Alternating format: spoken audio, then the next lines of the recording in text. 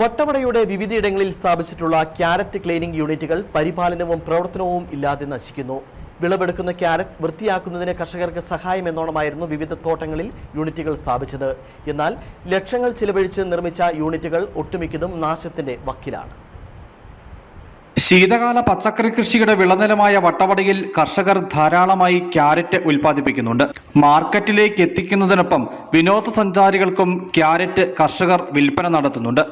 വിളവെടുക്കുന്ന carrot വൃത്തിയാക്കുന്നതിന് കർഷകർക്ക് സഹായമെന്നോണമായിരുന്നു വട്ടവടയുടെ വിവിധയിടങ്ങളിൽ carrot cleaning യൂണിറ്റുകൾ സ്ഥാപിക്കപ്പെട്ടത്.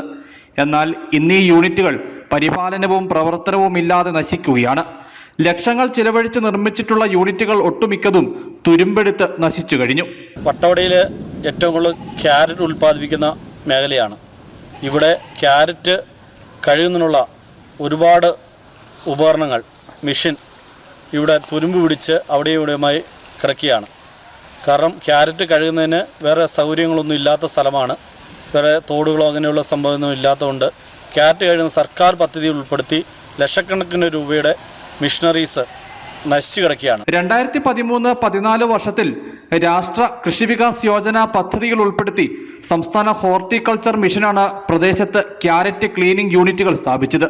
കാർഷിക മേഖലയുടെ ഉന്നമനം ലക്ഷ്യമിട്ട് ചെലവഴിച്ച ലക്ഷക്കണക്കിന് രൂപയാണ് ക്യാരറ്റ് ക്ലീനിംഗ് യൂണിറ്റുകൾ പ്രവർത്തിക്കാതെ വന്നതോടെ പാഴായിപ്പോയത്. ഈ യൂണിറ്റുകൾ തുറന്ന് കർഷകർക്ക് പ്രയോജനം ചെയ്യും വിധം പ്രവർത്തനക്ഷമമാക്കണമെന്നാണ് ആവശ്യം. News bureau, Adimali.